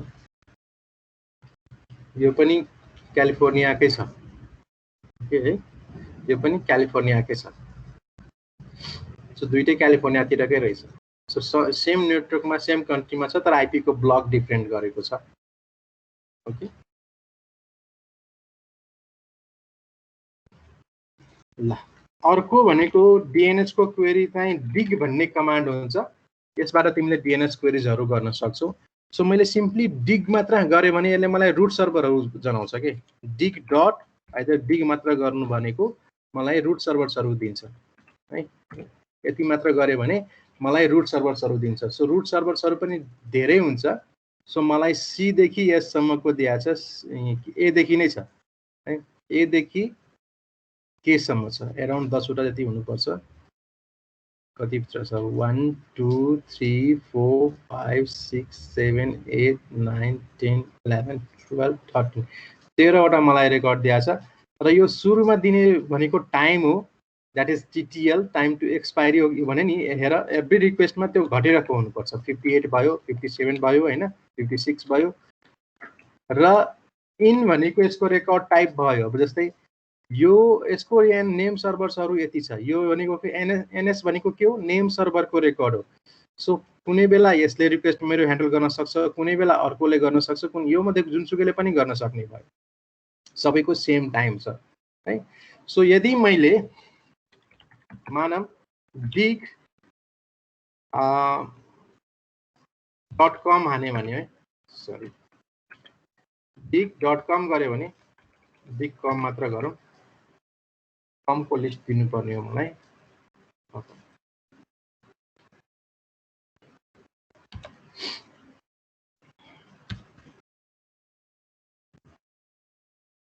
डीएनएस चाहिँ देखाएन डिग एनएस गरौँ एनएस टाइपको रेकर्ड हेरौँ सो कमको लागि रेस्पोन्सिबल टप लेभल डोमेन भयो कम भनेको होइन कम भनेको के भयो टप लेभल डोमेन भयो सो त्यो कमको लागि रेस्पोन्सिबल जति पनि डिएनएसहरू छन् त्यो मलाई लिस्ट गरेर यहाँ दिएको छ र सबैको टिटिआर यसमा अघिको केसभन्दा यसमा बढी छ हेर एन्ड यो यहीँबाट डिक्रिज हुँदै गइरहेको हुन्छ डिक्रिज भइरहेछ है नदिनुको फरक छैन ओके हेरिरहेछौ हेलो हजुर सर ओके अब मानम मलाई amazon.com को आईपी एड्रेस चाहियो भने अहिले एनएस रेकर्डमा गरौँ यति मात्र दियो भने मलाई एमाजन को www को आईपी दिन्छ है यहाँ र यो 60 सेकेन्डको दिँदो रहेछ त्यही भएर एभ्री मैले रिक्वेस्टमा यो टाइम घटेको हेर्छु है यो 41 भयो 40 भयो घटिरहेको छ सो यो डिफल्ट लुकअप गरे जस्तो डिग अनि amazon.com गरे भने amazon.com को भन्नेको सर्भरको आईपी एड्रेस यो तीनटा छ तीनटा मध्ये जुनसुकैले मेरो रिक्वेस्ट ह्यान्डल गर्न सक्छ यदि मैले ब्राउजरमा amazon.com राखी भने ठीक छ अब मलाई मानम amazon.com को मलाई नेम सर्भर को छ त है यसमा ह्यान्डल गर्ने मलाई रेकर्ड हेर्नु पर्यो भने म डिग हान्छु डिग अनि स्पेसले एनएस दिन्छु म यहाँ ताकि म रिसोर्स लुकअप गर्न खोजेको यहाँ प्यारामिटर मैले पठाएको र यो डोमेन नेम हो है सो यो म पठाएँ र इन्टर गरेँ भने amazon.com ले यो 3600 भनेको कति भयो 1 आवर जस्तो भयो 1 आवरको टिटिएल दिने रहेछ है द्याट मिन्स उसले आफ्नो केही अपडेटहरू गर्यो भने 1 आवर भित्र रिफ्लेक्ट होस् भनेर देखिन्छ डिएनएस चेन्जेसहरू सो यसको चाहिँ यहाँ 6 वटा नेम सर्भर छ जसमध्ये पहिलो चाहिँ कुन छ pdns1 हैन ultradns.net ले ल्याछ अर्को चाहिँ यो ns4 p31 यसले ह्यान्डल गरेछ हेर यहाँ यही नेम फरक हुन सक्छ मैले भनेको कारण त्यही हो हेर अघि चाहिँ हामीले amazon.com लाई गरिरहेछौं तर amazon.com को अथोरिटिभ आन्सर दिने भनेको को रहेछ त है यिनीहरू रहेछ 6 वटा जुन चाहिँ एमाजन भन्दा फरक छन् नामहरू फरक हुन सक्छ है त्यही डोमेनको नाम हुन्छ भने छैन सो जस्तै एमाजनमा कसैले मेल पठायो भने कसैलाई मेलको लागि रेस्पोन्सिबल हुने को रहेछ भने म एमएक्स रेकर्ड लुकअप गर्न सक्छु सो एमएक्स को लागि यहाँ हेर्नु फेरि हेरौँ एमएक्स को लागि चाहिँ amazon-smtp.amazon.com ले ह्यान्डल गर्दो रहेछ एउटा मात्र रहेछ है सो यसको टिटिएल कति रहेछ 800 900 समथिङ थियो होला घट्दैछ सो यो तरिकाबाट हामीले एमएक्स लुकअप पनि हेर्न सक्यौं अनि सिम्पली ए रेकर्ड पनि हेर्न सक्यौं डिफरेन्ट टाइपको रेकर्डहरू हैन हेर्न सक्ने भन्छौ त्यस्तै अब एउटा अर्को हेरौं जस्तै WRC को हेरौं सो मैले big wrc.edu.np हाने भने सो WRC मा दुईटा आईपी एड्रेस पाउने ठाउँ रहेछ दुईटा आईपी एड्रेस कुन कुन रहेछ 104 यो अघि पनि हामीले आईपी एड्रेस हेरेका थियौं है अघि हामीले .com को हेरेका थियौं यसो गरौं सो पहिला हेरौं कि .np को लागि रेस्पोन्सिबल नेम सर्भर्सहरु कहाँ छन् त एमएस भएछ एनएस हुनुपर्नेमा एमएस भएछ सो यो कमान्डले के जनाउँछ कि एनपी भन्ने डोमेन यदि लास्टमा एनपी छ त यसको लागि टप लेभल डोमेनको लागि रेस्पोन्सिबल डीएनएस सर्भरहरु कुन कुन छ त सो एनपी को लागि यो 4 र 5 वटा सर्भर्सहरु रहेछ ह्यान्डल गर्ने सो यिनीहरु बेसिकली रजिस्ट्रारहरु हुन् सो यो मर्कन्टाइल को छ है सो यो ripe.net को छ यो npix ले ह्यान्डल गरेको छ र यो एपनिक ले ह्यान्डल गरेको छ सो यो 5 वटा डीएनएसहरु छन् जुन चाहिँ .np भन्ने रिक्वेस्ट दुनियाको जुनसुकै ठाउँबाट गरे भने यी 5वटाले ह्यान्डल गर्न सक्छ। ठिक छ। सो अब म मानौँ edu.np को सेक्सनमा हेर्यौँ भने हामीले सेग्रिगेट गर्न सकिन्थ्यो, तर नेपालले त्यस्तो गरेको छैन। .np छ भने सबैले एउटै सर्भर गरिरहेछ। .np पछाडि आउने बित्तिकै यो 5वटा भन्दा फरक जाँदैन, चाहे .com होस्, चाहे .net होस्, .edu होस्, जुनसुकै होस्, तर लास्टमा चाहिँ .np हुनु पर्यो है। सो यो सबै ह्यान्डल गर्ने कुन रहेछ? यो 5वटा सर्भर्सहरू रहेछन्, DNS सर्भर्सहरू। सो अब म मानौँ म नेम सर्भर नै क्वेरी गर्छु, तर अब WRC को गर्छु भने सो WRC को क्लाउडफ्लेयरमा रहेछ। मैले अघि नै भनेको थिएँ यो क्लाउडफ्लेयरको रहेछ, म शङ्का लागेको थियो मलाई। सो क्लाउडफ्लेयरको नेम सर्भिसहरू युज गरेको छ, यसले आफ्नो चाहिँ नेम सर्भर राखेको छैन WRC ले। त्यो कुरो हामी हेर्न सक्छौँ। र अर्को कुरो चाहिँ हामीले मानौँ WRC कै मेल ह्यान्डल गर्ने को रहेछन् भन्ने सर्भरहरू कुन हुन् भन्ने हेर्नु पर्यो भने हामीले MX रेकर्ड हेर्न सक्छौँ। र तिमीहरूलाई थाहा छ सबै WRC को गुगलको edu सुटमा छ हैन, एजुकेसनल प्याकेज युज गर्छ। सो त्यही भएर मेलहरू सबै हाम्रो गुगलले ह्यान्डल गर्छ।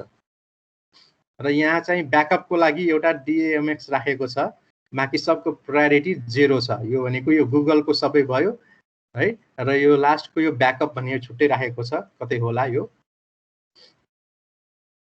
एउटा छुट्टै मेल सर्भर राखेको छ फर ब्याकअप पर्पस भन्ने।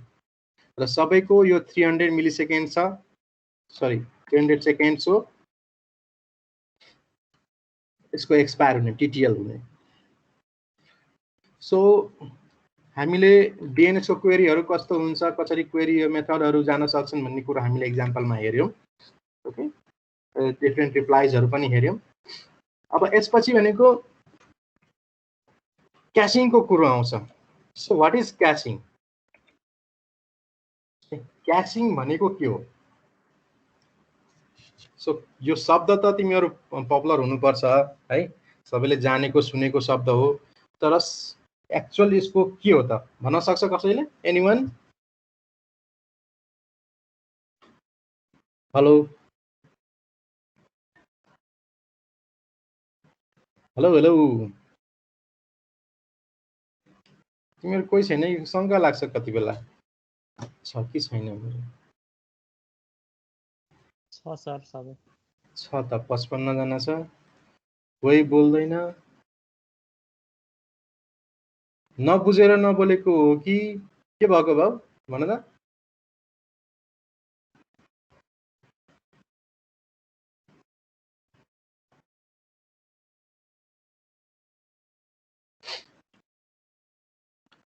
प्रोक्सी क्याशिङ भनेको कन्टेक्स्ट के को लागि युज गरेको भने एक्चुअली यो के को लागि भन्न सक्छु भने जस्तै मानौँ तिम्रो यो नेटवर्क छ है, यो तिम्रो नेटवर्क छ र यो देयर इज राउटर जुन चाहिँ बाहिरको दुनियाँमा तिमीहरूको रिक्वेस्टलाई लैजान्छ।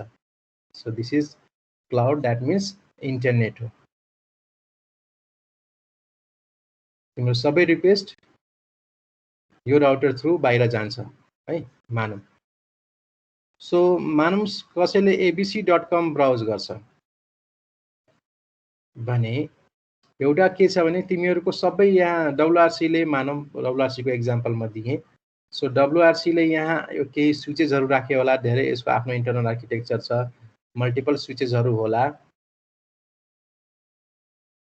सबै कुनै न कुनै राउटर्स, डिफ्रेन्ट राउटर्सहरू थ्रु भएर यो तिम्रो बाहिर जाने गेटवे जस्तो भनौँ न, बाहिर जाने राउटरसँग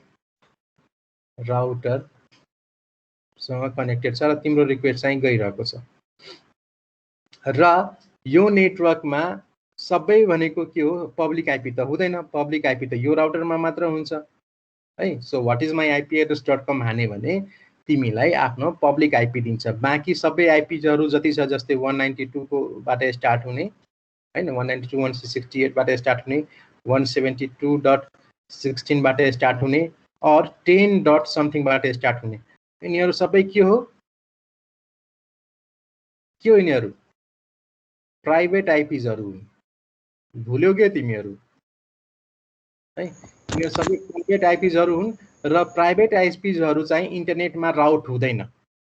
इन्टरनेटमा राउट हुने भनेको के हो? सबै पब्लिक आइपीज नै जाने हो। सो यो गेटवे भन्नु अथवा राइटर भन्नु जसले चाहिँ के हो, तिम्रो आफ्नो यो प्राइभेट आइपीलाई पब्लिक आइपी बनाएर जुन पठाउँछ, मास्क गरेर पठाउँछ, सिम्पली हेडर आफ्नो चिप्काइदिन्छ, आफ्नो आइपी कोर्नर रिक्वेस्ट पठाइदिन्छ, उताबाट रिक्वेस्ट आयो भने आफ्नो हेडर फाल्छ र तल्लो नेटवर्कमा पठाइदिन्छ। So that is call basically NAT गरेको भन्छ क्या, नेटवर्क एड्रेस ट्रान्सलेसन है। सो अब यो त जाँदैन, द्याट मिन्स कि यो आफैले राउट हुने क्यापेबलको छैन। आफ्नो राउट हुने क्यापेबलको नभएपछि यो नेटेड इन्भाइरोमेन्टमा बसेको छ है सबै कम्प्युटर्सहरू। अब यो केसमा मानौँ कसैले abc.com ब्राउज गर्छ, अर्को युजरले पनि abc.com नै ब्राउज गर्छ। अर्को अब भनौँ न विद्यार्थीहरूको त कलेजहरूमा ठुलो अर्गनाइजेसनहरूमा के हुन्छ भने एउटै नेचरको कन्टेन्टहरू डिफ्रेन्ट युजर्सले ब्राउज गर्छ। Almost same control, almost same contents are browsed by all users है। सबै युजरले एकै नेचरको कन्टेन्टहरू ब्राउज गर्छ।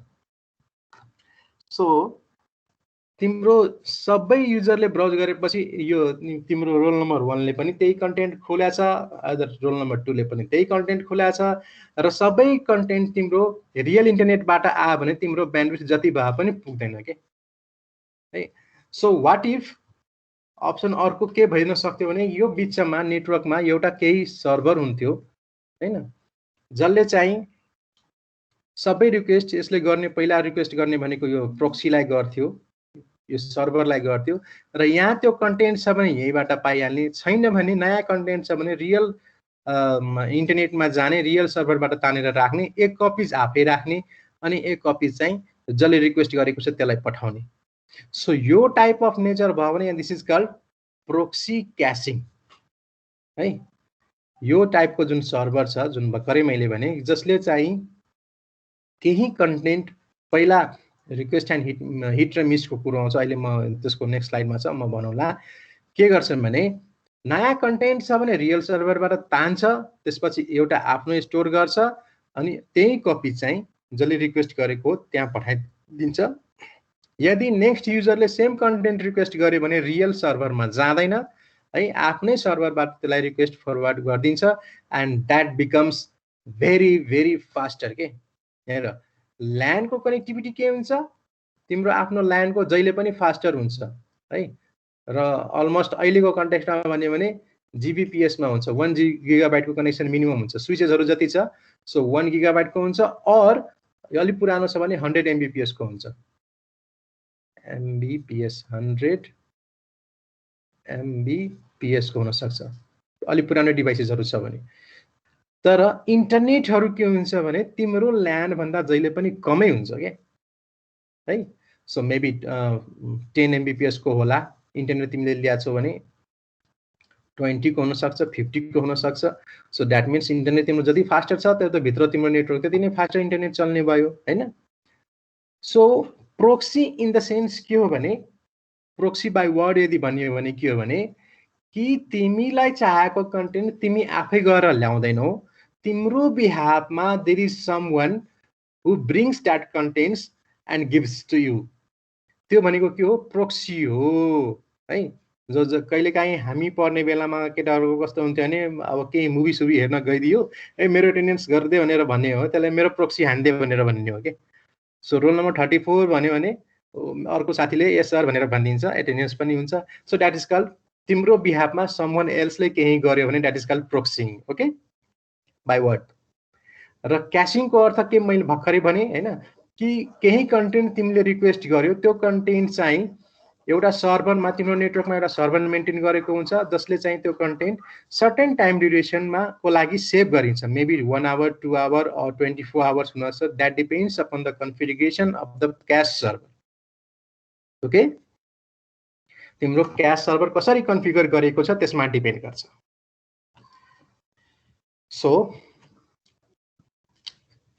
proxy server is a server, computer system or application that acts as an intermediate request from the client seeking resources from the other servers. So बिचमा बसेको हुन्छ भन्ने कुरा यसले जनायो। Proxy server stores the data it received as a result of placing request for the information for the internet cache. Cache भनेर storage हो एउटा हैन, temporary storage. So cache simply means memory. Cache is typically hard disk हैन, storage हुन्छ, and it could be RAM. तिमीसँग RAM धेरै छ भने RAM मा स्टोर गर्न सक्छौ. RAM मा स्टोर गरे भने again primary memory is always faster than the secondary memory हैन. Secondary memory hard disk, primary memory RAM हैन. So that is faster. And caching document means keeping a copy of internet documents so that the server doesn't need to request them over again. एकचोटी राखेपछि फेरि request गर्नु नपरोस्, त्यही आफ्नै क्याशबाट reply content provide गरोस्.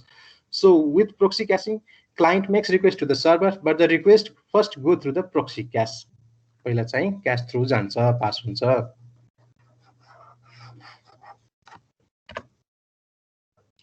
So caching for better web. Obviously क्याशिङ गर्यो भने हिट र मिसेजको कुरो आयो. मैले अघि पनि भनेको थिएँ, हिट र मिसेज भनेको क्याशमा तिम्रो भएको कन्टेन्ट क्याशमा छ भने द्याट इज अ हिट, छैन भने द्याट इज अ मिस है. सो हिट भयो भने तुरन्त यहीबाट तिम्रो रिप्लाई ब्याक कन्टेन्ट आइहाल्छ, छैन भने रियल सर्भरमा जान्छ, एन्ड देन रियल सर्भरबाट कन्टेन्ट तानेर फेरि कपिज राख्छ र पठाइदिन्छ. एन्ड नेक्स्ट सेम रिसोर्स आयो भने त्यसपछि मिस हुँदैन, हिट हुन्छ. हिट हुँदाखेरि चाहिँ रिसोर्स यहीँबाट पाउँछ.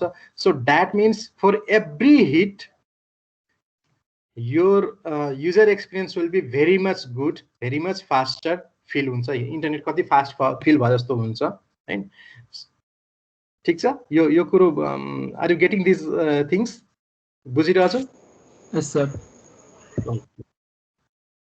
सो बेटर वेब भन्ने बित्तिकै पर्फर्मेन्सको कुरा आउँछ के. रियल सेम कन्टेन्ट यदि सेम नेटवर्कमा डिफरेन्ट युजर्सले गर्छ भने बेटर हुन्छ है. क्याश राखेको छ भने युजर एक्सपिरियन्स बेटर हुन्छ. So proxy caching is the most widely used method to improve performance है. सो अहिले आइएसपीजहरूले के गर्छ, युट्युबको क्याश गर्छ. त्यही भएर त युट्युबको तिमीहरूले बफर अहिले अचेल हेर्दैनौ, नभए पहिला चाहिँ धेरै बफरिङ हुन्थ्यो है. आइएसपीजहरूले चाहिँ अहिले युट्युबको एन्ड जस्तै उबन्टुहरूको पनि सर्भर्सहरू आइएसपीजहरूले मेन्टेन गरेका छ, रिपोजिटरीहरू. त्यही भएर उबन्टुको डाउनलोड्सहरू पनि फास्टर हुन्छ है. रिसेन्टली 2-3 वर्ष अगाडि मैले सुनेको थिएँ कि के भन्छ माइक्रोसफ्टले पनि आफ्नो डाटा सेन्टर यता नेपालतिर ल्याउँदैछ. त्यति बेला विन्डोजको अपडेट्सहरू पनि फास्टर हुन्छ, रियल कन्ट्री भन्दा बाहिर जाँदैन है. लोकल एभाइलेबल भयो भने त जहिले पनि फास्टर हुन्छ. So duplicate request to the same document serve from the cache, hit reduce latency. अब हिट भयो भने लेटेन्सी सबै कुरोहरू कम भयो, यतातिरको प्रोसेस केही पनि गर्नु परेन. Misses increase the latency. So त्यही भएर कुनै भर्खरको भिडियो अमेरिकामा कसैले अपलोड गरेको छ, तिमीले यहाँबाट फर्स्ट खोल्यो भने इट विल बी स्लोवर हैन, तर next browse of the same video will be the faster है. सो आइएसपीजहरूले आफ्नो तरिकाले गर्छ. अहिले ठुलो अर्गनाइजेसनहरूले सेम कन्टेन्ट जहाँ बढी ब्राउजिङ हुन्छ त्यहाँ चाहिँ त्यो केसहरूमा प्रोक्सी क्याशिङहरू युज गर्छ. सो म नेक्स्टमा गएँ है. सो त्यसैको एक्जाम्पल छ, यो सिनेरियोहरू दिएको छ, मैले एक्सप्लेन गरेकै कुरोहरू छ. How hit and miss is simulated हैन, त्यो कसरी देखाउन सकिन्छ भन्ने कुरो है. यो डायग्राममा यो आफ्नो इन्टरनल नेटवर्क भयो, यो इन्टरनेट भयो हैन, यो प्रोक्सी क्याशिङ राखेको छ. क्याशिङ छ भने यो रिसोर्स यही भइहाल्यो हैन है. यो सबै रिसोर्सहरू यही आयो. र नेक्स्ट युजरले सेम रिक्वेस्ट गरेको छ भने रिसोर्सबाटै आउँछ है. तर पहिलो रिक्वेस्ट चाहिँ जहिले पनि के हुन्छ, रियल सर्भरबाटै तानेर ल्याउँछ. सो यो आइपीज भनेको एउटा होस्ट ए छ भने यसले चाहिँ रिक्वेस्ट resource.com हान्यो भनेर यो पहिला यही आउँछ. रिक्वेस्ट चाहिँ पहिला आफ्नो क्याशमा राख्छ, क्याशमा राखेर फेरि क्याशमा छैन पहिला बुझ्छ, छैन भनेपछि यहाँ तान्छ, तानेर क्याशमा राख्छ. राखिसकेपछि अर्को युजरले, युजर बी छ सेम नेटवर्कमा भने रिक्वेस्ट गर्यो भने यसले यहाँ हेर्छ, या आफ्नो चाहिँ यही रहेछ भने लोकलबाटै दिइदिन्छ.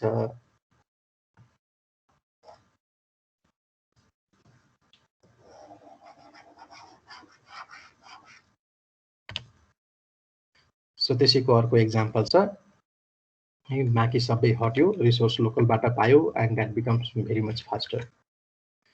कुकिजको कुरो आयो. कुकिजको कुरो भन्ने बित्तिकै अब कुकिज आर स्मलर फाइल्स होइन, जसले चाहिँ सर्भरले होस्टको कम्प्युटरमा केही कुरो इन्फर्मेसनहरू राखिदिन्छ होइन. सो एक्चुअल डेफिनेसन वाइज हामीले भन्यो भने short pieces of data used by web servers to help to identify the web users. त्यसको लागि युज गरिन्छ placed on your hard drive by the server. So web server ले तिम्रो browser through है तिम्रो हार्ड डिस्कमा मैले HDD लेखे store गर्छ कुकीज है यसलाई चाहिँ हामी cookies भन्छौं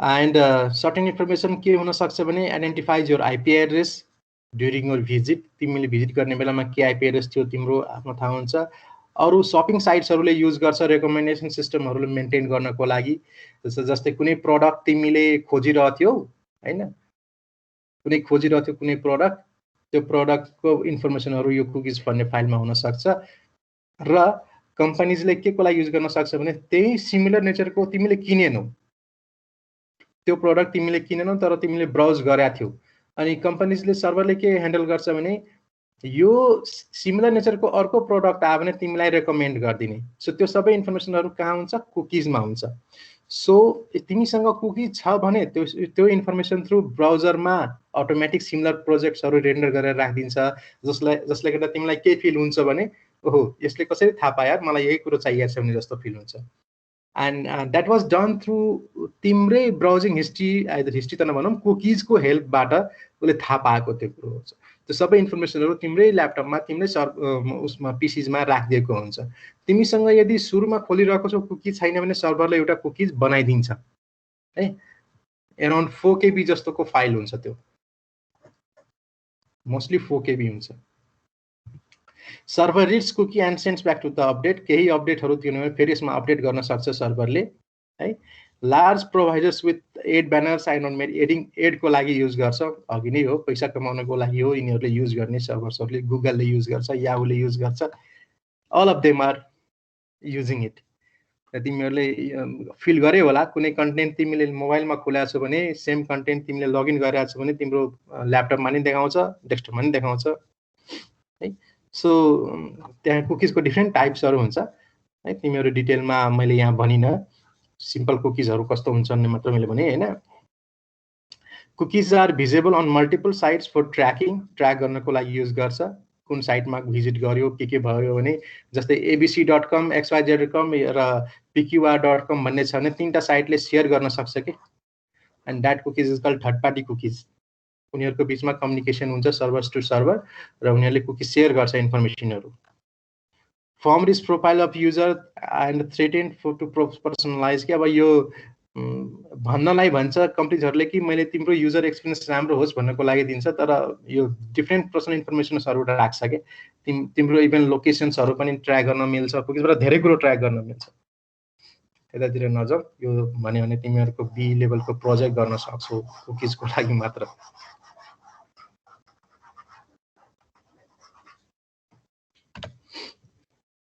So what info cookies can return? हैन IP एड्रेस हुन सक्छ पहिलो है कुन टाइपको ब्राउजर छ अपरेटिङ सिस्टम के छ नम्बर अफ कतिचोटी भिजिट गर्यो वेबसाइटमा अनि सर्टेन भलन्टियर्ड इन्फर्मेसनहरु जुन चाहिँ तिम्रो पर्सनल नहुन सक्छ है त्यो इन्फर्मेसनहरु चाहिँ राख्न सक्छ who can see the cookies only the server that put the cookies on your hard drive है त्यसले त हेर्ने नै भयो र उसले अरु सर्भरसँग अरु कम्पनीसँग टाइ अप गरेको छ भने त्यसले पनि हेर्न सक्छ so larger sites can set a domain attribute for other servers on the same subdomain subdomains राखेको त्यसमा पनि गर्न मिल्यो इभन अर्को कम्पनीजले पनि गर्छ why bad reputation of the cookies when cookies used to tracking device track गर्नको लागि युज गर्यो भने इट्स ब्याड हैन र धेरै चोटी फेसबुक गुगलहरु यो केसेसहरुमा परेका छन् can see what pages तिमीले भिजिट कुन गर्यो कति भिजिट गर्यो सबै कुरो त्यहाँ हुन्छ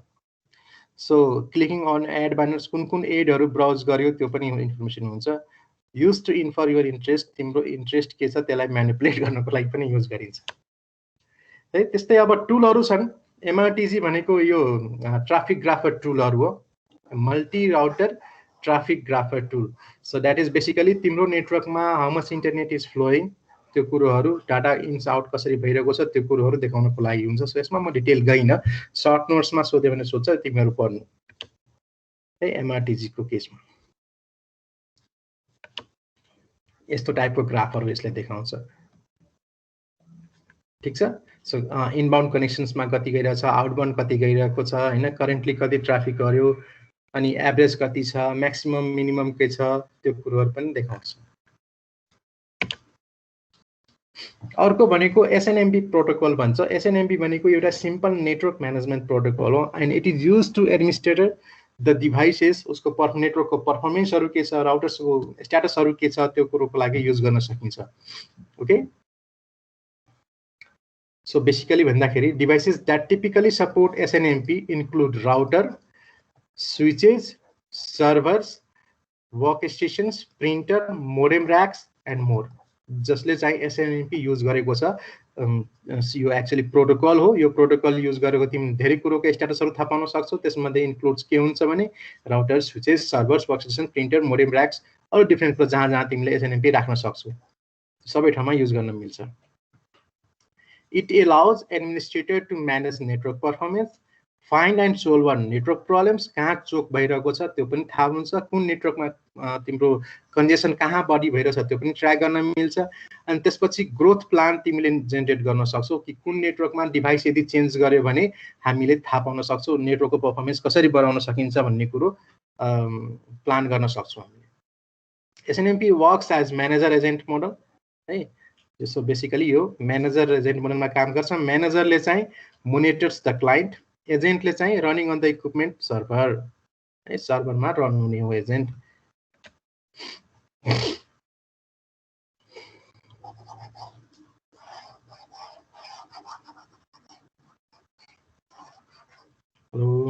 okay, so the manager and agents use management MIB भन्छ हामी यसलाई, म्यानेजमेन्ट इन्फर्मेसन बेस युज गर्छ and relatively small set of commands to exchange information. So basically म्यानेजरले के गर्छ भने एमआइबी भन्ने एउटा अब्जेक्ट युज गर्छ र केही सेट अफ कमान्ड्स हो जसलाई चाहिँ इन्फर्मेसन पठाउनको लागि, एज रिसिभ गर्नको लागि अर रिक्वेस्ट गर्नको लागि युज गरिन्छ। So MIBs are files defining the objects that can be queried, including object को नाम हुन सक्छ, यसको डिस्क्रिप्सन हुन्छ र डाटा टाइप के हुन्छ त्यो लिस्ट हुन सक्छ, इन्टिजर हुन सक्छ और टेक्स्ट हुन सक्छ। So the MIB organized in a tree structure with individual variables represented as leaf of the branches. Okay, so a long numeric tag or object identifier YD जलाई भन्छौं हामी is used to distinguish each variable uniquely in the MIB and SNMP messages. So SNMP messages different devices बाट धेरै आएको हुन सक्छ। So यो object identifier जसलाई चाहिँ हामी OID भन्छौं, यसले चाहिँ फरक छुट्याउँछ कुन अब्जेक्टको कुन डिभाइसेसको हो भनेर। त्यसैको एउटा यो डायग्राममा एक्जाम्पल देखाएको छ है, एजेन्ट र डाटाहरू कसरी ट्रान्सफर हुन्छ भनेर। ओके, सो यहाँ फेरि आउँ। ओके, सो म्यानेजिङ एन्टिटी छ अनि यो सबै नेटवर्कबाट चाहिँ भनौँ न एजेन्ट्सहरूले डाटा लिने दिने काम गरिरहेको हुन्छ। डिफ्रेन्ट एजेन्ट्सहरू हुन सक्छ र म्यानेजिङ एन्टिटीले के गर्छ त्यो सबै डाटालाई कतै राखेर कसरी डिस्प्ले गराउने हो, के गर्ने हो, केही प्यानल हुन सक्छ त्यहाँ देखाउन सक्छ डिफ्रेन्ट इन्फर्मेसनहरू। So manage devices contain managed objects whose data is gathered into the MIB. Okay, अहिले मोस्टली युज हुने भनेको एसएनएमपी भर्सन 3 हो। सो यो अलिकति सेक्योर हो। एसएनएमपी बाटै पनि धेरै डिभाइसेसहरू ह्याक भएको मैले समाचार सुनेको थिएँ अराउन्ड 7-8 वर्ष अगाडि हैन।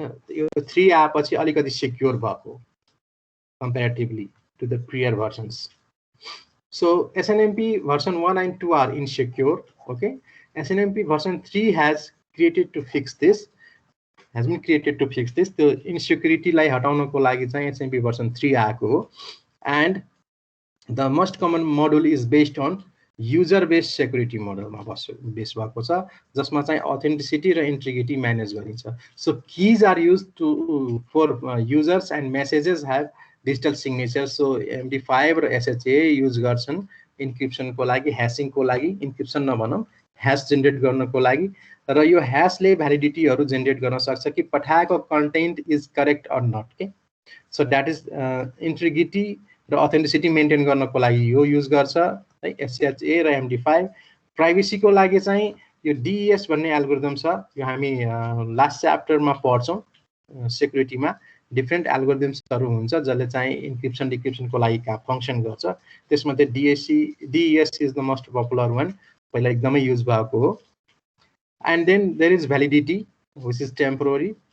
and utilizes a synchronized clock with 150 seconds 150 seconds को windows राखेर sequence checking हरु गर्दो रहेछ PRTG भनेको MRTG र PRTG are similar in nature so यसलाई चाहिँ parts layer router traffic grapher भन्दो रहेछ यो विन्डोजमा म्याक्सिमम युज हुन्छ है suppose data acquisition via SNMP बाट चाहिँ डाटा क्याप्चर गर्न सक्छ प्याकेट स्निफिङ नेट फ्लो यिनीहरुको पनि डाटाले देखाउन सक्छ classify network traffic by IP address प्रोटोकलले कुन नेटवर्कको ट्राफिकको थाहा पाउँछ easy installation use on Windows है अब यसमा म डिटेलमा गइन तिमीहरु पढ्नु बुझिहालिन्छ यो कुरा सो त्यसैको एउटा यो ग्राफ देखाएको छ विन्डोजमा कसरी यो डिफरेन्ट डिभाइसेसहरुको देखाएको छ लाइभ ग्राफहरु देखाउन मिल्छ सेन्सर्सहरु हुन सक्छ जसलाई चाहिँ विन्डोजमा यसरी यो तिमीले PRTG टुल हो तिमीले खोज्न सक्छौ इन्स्टल गर्न सक्छौ आफ्नो कम्प्युटरमा पनि र हेर्न सक्छौ के कुरो भइरहेछ भन्ने कुरो हैन डिफरेन्ट स्टेट्सहरु हेर्न सक्छौ डाटाहरु कहाँबाट आइरहेको छ हेर्न सक्छौ है अनि यो ग्राफबाट तिमीले भिजुअली पनि हेर्न सकिन्छ सो सकेट प्रोग्रामिङ भनेको बेसिकली कति छ यसमा हेरौँ एकचोटि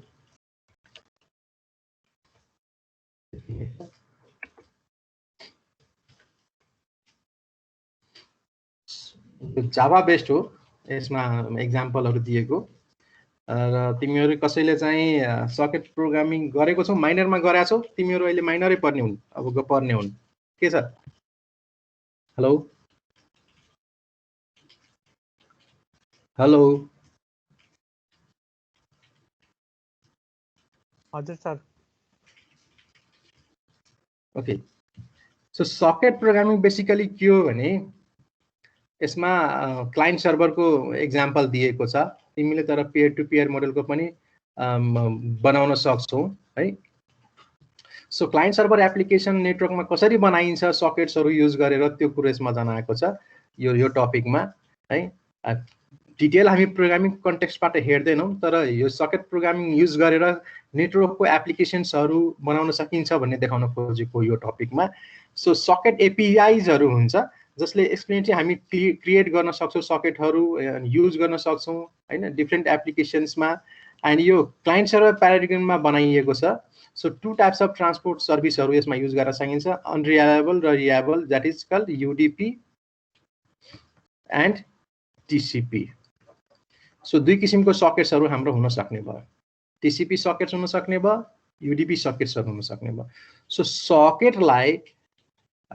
टेक्निकली हामीले डिफाइन गर्दाखेरि के भन्न सक्छ भने it is a host local application created OS control interface at doors basically into which application process can both send and receive messages to and from other application process so kind of है यो कस्तो हो भने कुनै application छ so मानौं for example कुनै browser छ so browser client server मोडलमा काम गर्छ हामीले धेरैचोटि यसको बारेमा डिस्कस गरिसक्यौं हैन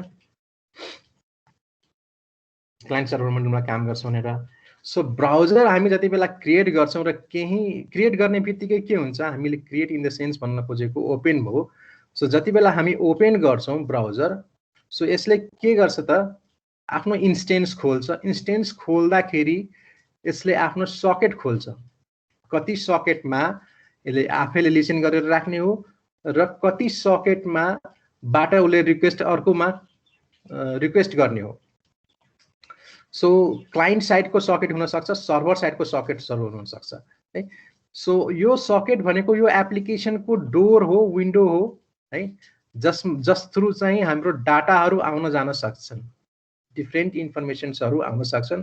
that information may come from another application from same operating system or another application from different operating system. ठिक छ. So that is called socket. त्यो इन्ड पोइन्टलाई, त्यो डोरलाई, आइदर विन्डोलाई भनौँ, त्यसलाई हामी सकेट भन्छौँ. र एप्लिकेसनको कन्टेक्स्टमा चाहिँ हामीले सकेटको इन्ड पोइन्ट चाहिँ पोर्ट हो भनेर भन्छौँ. So that is the numeric value given to that socket, that we call, हामीले त्यसलाई भन्छौँ पोर्ट.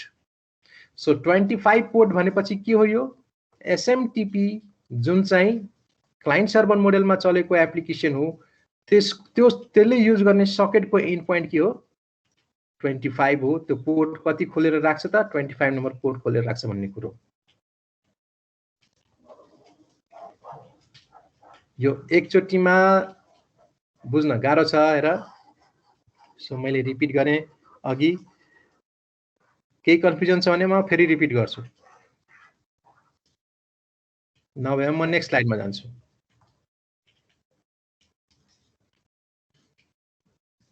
हेलो. छैन सर. सो टिसिपी युज गरेर हामीले अघि नै भन्यौँ सकेट हामी दुई किसिमको बनाउन सक्छौँ. टिसिपी सकेट बनाउन सक्छौँ और युडिपी बनाउन सक्छौँ. सो सकेट हामीले टिसिपी युज गर्यो भने door between the application process and the end to end transfer protocols can be TCP और युडिपी होइन. And abstract interface provided to the application programmer. यो प्रोग्रामरहरूले युज गर्ने भनेको सकेट नै हुन्. And that can be of two types, that is TCP or UDP. So TCP are reliable transfer of bytes from process to another process. So TCP obviously is a reliable service किनभने यो हाम्रो तीनटा फेजमा काम गर्छ, connection setup, data transfer र connection termination. So that's why they are more reliable. And control by the application developer, हामीले गर्न सक्ने भनेको यो माथिको पार्ट हामीले कन्ट्रोल गर्ने हो. अपरेटिङ सिस्टमले ह्यान्डल गर्ने भनेको TCP को आफ्नो जुन प्रोटोकल सुट छ, जसले गर्दाखेरि कति बफर एसाइन हुन्छ, भेरिएबल्सहरू के इन्टरनली युज गर्छन्, त्यो सबै control by operating system. Same यो अर्को इन्डको पनि कुनै सर्भर छ अर होस्ट छ भने प्रोसेससँग एप्लिकेसनको कन्ट्रोल डेभलपरको हुन्छ. बाँकी सबै टिसिपी स्ट्याकहरू के युज भएछ त्यो सबै कन्ट्रोल कोसँग हुन्छ? अपरेटिङ सिस्टमसँग हुन्छ.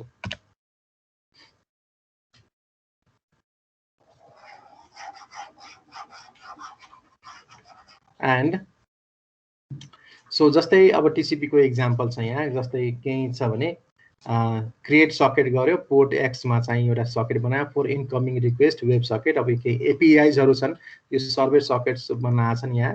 And then wait for connections. अब त्यसपछि यो क्लाइन्टले चाहिँ त्यो सकेटमा कनेक्सन गर्न खोज्छन् है. त्यो कनेक्सन गर्नको लागि पनि एउटा क्लाइन्ट साइडमा एउटा सकेट बनाउँछन्. अनि त्यो सकेट थ्रु चाहिँ क्लाइन्ट साइडको सकेट थ्रु यता सर्भरमा रिक्वेस्ट गर्छन्. अनि त्यो रिक्वेस्ट यहाँ आएपछि यो टिसिपी हो, त्यही भएर हामीले यो एक्नोलेज गर्नुपर्छ र त्यसपछि स्ट्रिम दिने हो, के डाटा पठाउने हो भने है. अनि त्यसपछि उताबाट आएको रेस्पोन्स आएको फेरि हाम्रो यो क्लाइन्टले रिड गर्न सक्छौँ. And then we can close that connection. So यो टिसिपीमा यो हुने भयो. युडिपीको यहाँ इक्जाम्पल छ कि छैन आई डोन्ट नो. युडिपी छ रहेछ. सो युडिपीमा के हुन्छ बेसिकली भने अनरिलायबल हो र यसको लागि सकेट क्रिएसन को पार्ट त हुन्छ, तर एक्नोलेजमेन्ट यताउताको पार्ट जुन हाम्रो टिसिपीमा थियो त्यसरी चाहिँ हुँदैन है. सो यसमा चाहिँ सिम्पली हामीले हेर्न सक्छौँ के छ भने यो सर्भर साइडको छ and another is client side. So यसमा क्लाइन्ट साइडले इनिसिएट गर्न खोजेको सर्भरमा भने सर्भरको आफ्नो डाटाग्राम सकेट, यो युडिपी भनेको डाटाग्राम सकेट हो हैन. डाटाग्राम सकेट चाहिँ क्रिएट गरेर लिसन गरेर बसेको हुन्छ. क्लाइन्टले आफ्नो होस्ट आइडी र पोर्ट नम्बर राखेर डाटा पठाउँछ. अनि डाटा पठाइसकेपछि रिप्लाई यदि छ भने वेट गर्छ, छैन भने क्लोज गर्छ सकेट. यसको खासै त्यतिको फरक छैन. सो यो टपिकमा यो च्याप्टरमा यति नै हाम्रो कन्टेन्ट छ. कसैलाई केही क्वेसन छ भने गरौँ. यो च्याप्टर 6 हाम्रो यही सकिन्छ.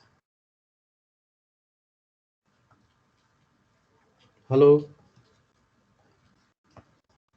छैन सर. क्वेसन सोध्न किन लाज मान्नु पर्यो केटाहरू? के गर्छ? 44 जना अघि 50 जना थियो, अहिले 44 जना.